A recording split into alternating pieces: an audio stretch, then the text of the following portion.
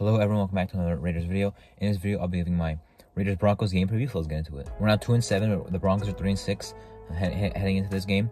We did beat them the first time, obviously, the first win of the year, first win for McDaniels as a Raiders head coach. Pretty nice game played, beat them mostly on the ground. We'll see what happens in this one. Now, first of all, before I even get into the offensive defensive matchups, I want to say even if we win this game, obviously, the season isn't really gonna be looking upwards, but it is a team you can beat because it's a team you have beat this year with a head coach almost as bad as our own.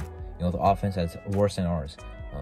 A team that's underperforming, not as much as ours, but not as good, not as talented as a team as they thought they would be. But same thing with us. Now, do I expect us to win? I honestly don't, because I don't want to have any hope in us winning any games that, I have to see us at least put some good performances out there to even believe in us to win a game.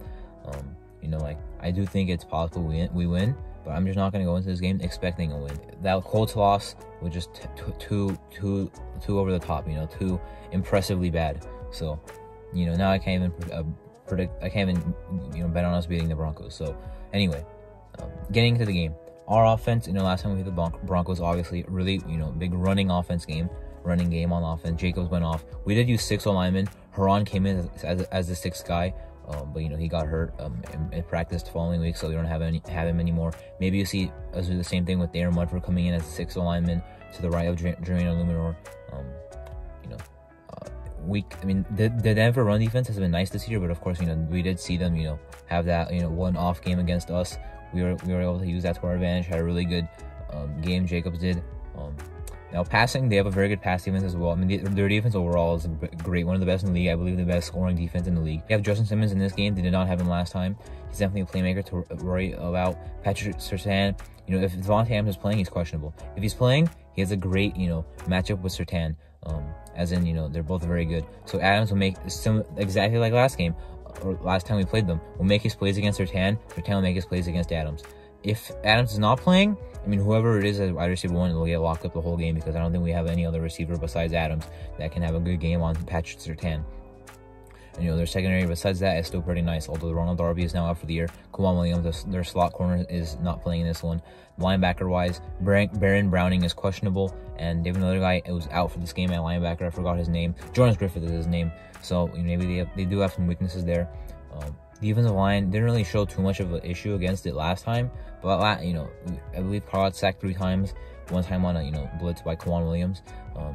So their D-line rotation is pretty nice.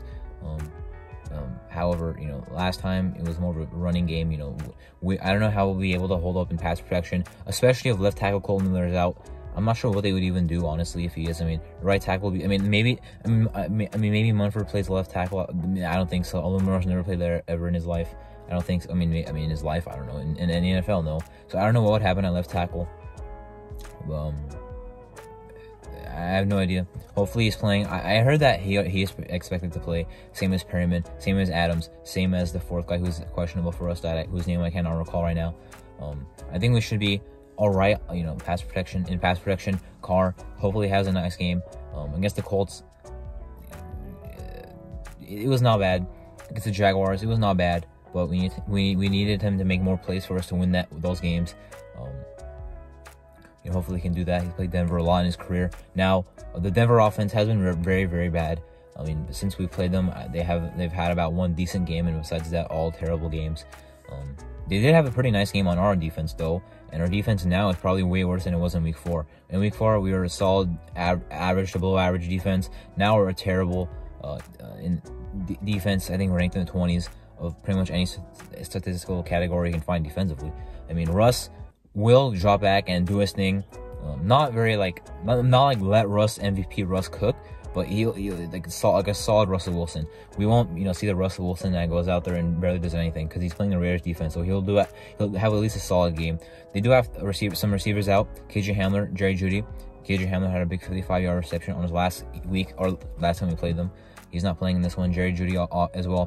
Cortland Sutton is still a guy to look out for, but I'm not worried, with us having Rocky Scene.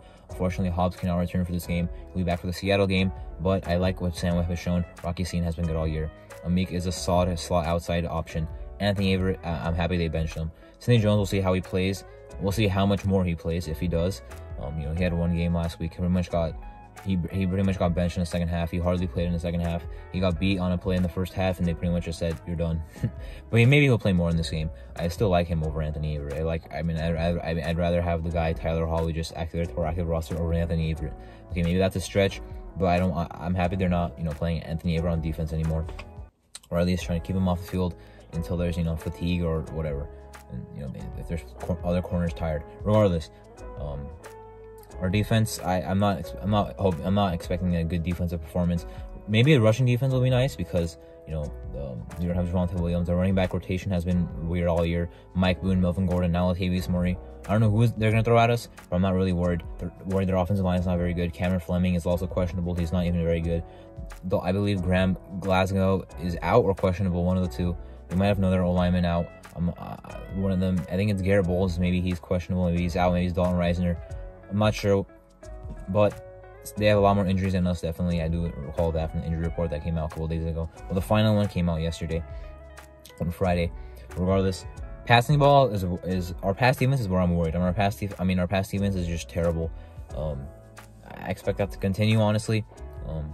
Even with the pathetic Broncos offense with Nathaniel Hackett, probably the 31st best head coach in the league is Nathaniel Hackett. Josh McDaniels being 32nd. When we beat them back in week 4, I was like, okay, this confirms McDaniels is 31, Hackett is 32. But since then, it's probably switched again. I don't think any team is going to fire their head coach, even if they lose. If we lose, of course we should fire him. We should have fired him a long time ago, but we're not going to until the season ends or 2023. Unless the 2023 season ends, or as in we're gonna fire him at the end of this year, at earliest. At latest, he's given another whole season, which hopefully does not happen because I would be very frustrated. I could deal with a rebuild, but I can't deal with a rebuild that's stuck in place because you have a terrible head coach who your team can never improve under because he's a terrible head coach that should never be a head coach in the league ever again. Never should have been a head coach ever in the league again after what he did in Indianapolis, really. So that was pretty much my game preview. Both teams have definitely underperformed. Head coach, their first year guys who are bad. The Broncos are one game ahead of us, but do they really have hope? No. Do we have hope? No. I would love a sweep on the Denver Broncos, though. I would love to say for another whole offseason that we have never lost as the Las Vegas Raiders to the Denver Broncos. I would love to say that, honestly, just for another year. I hope we keep it up and win this one, though. I don't really care about our draft pick status right now. I care, but I don't want to lose. I'm not trying to say let's chase the Texans for the number 1 overall pick. They can have it if they want. The Panthers can have the number 2 overall pick if they want. The Lions can jump us. I just want to win games until the season ends. When the season ends, we'll be looking back at these games. If we look back at the Colts game, that'll be looked at as a loss, not a win. I don't want to do that.